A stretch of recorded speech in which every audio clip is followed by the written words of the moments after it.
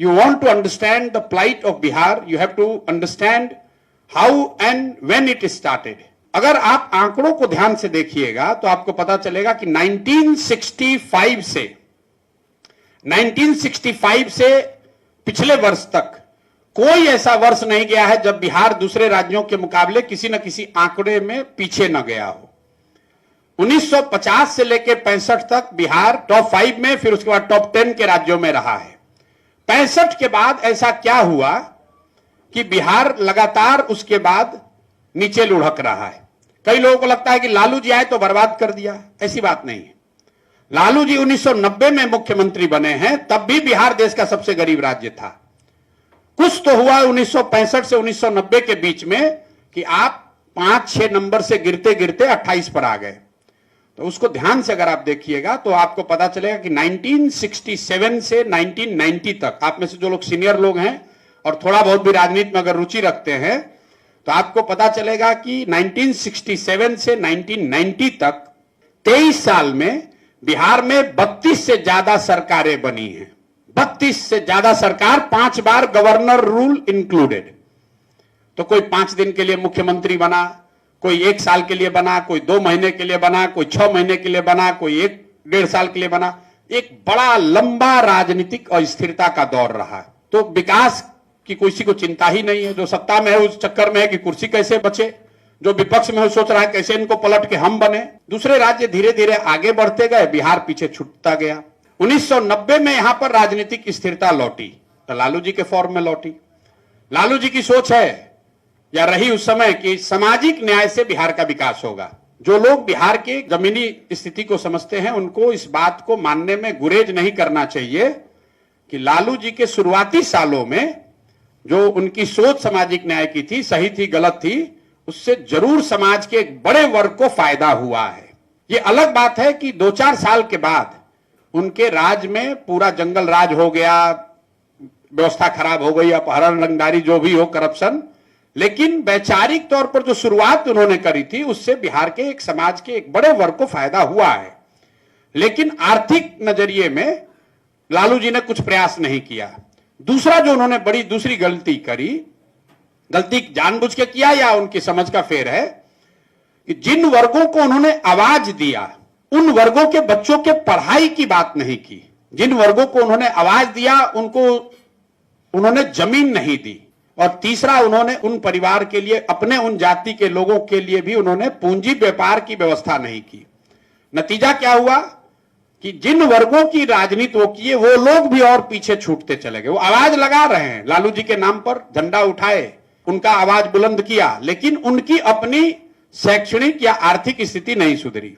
उसके बाद 2005 में नीतीश बाबू आए। पहले 5 साल में आपको हमको बिहार सुधरता हुआ दिखा, बिल्कुल दिखा।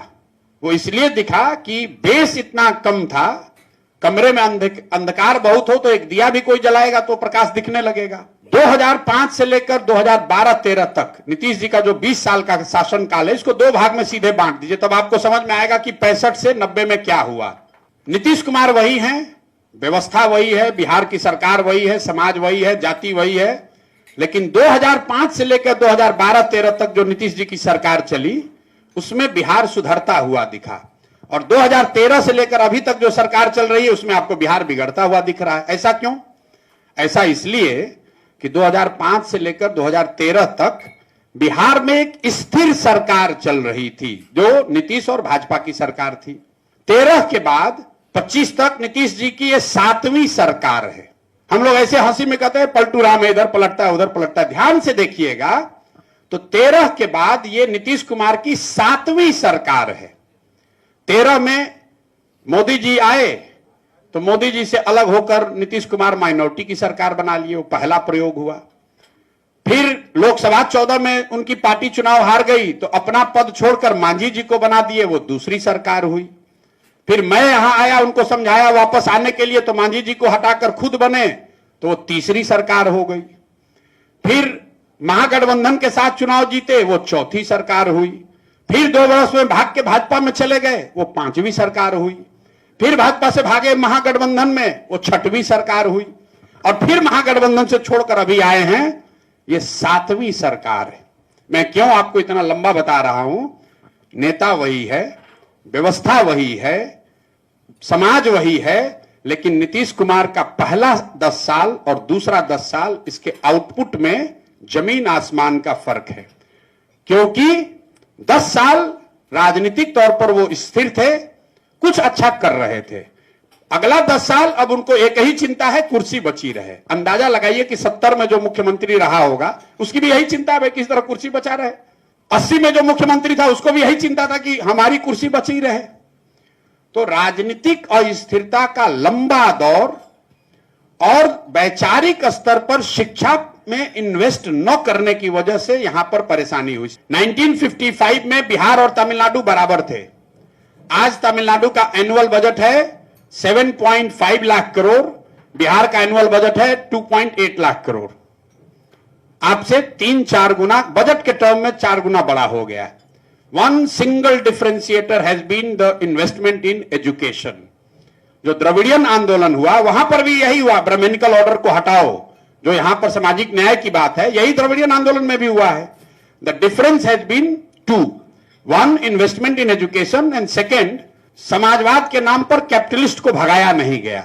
बिहार में यह समाजवादी विचारधारा इतना अंदर चला गया है कि यहां पर कैपिटलिज्म को, बिल्कुल कैपिटल को लोग गुनाह मानता है। मुख्यमंत्री यहां किसी बिजनेसमैन से नहीं मिलते हैं। तमिलनाडु में, केरल में लोग मिल रहा है, यहां पर नहीं मिलता है। इसी वजह से हम लोग पीछे छूट गए।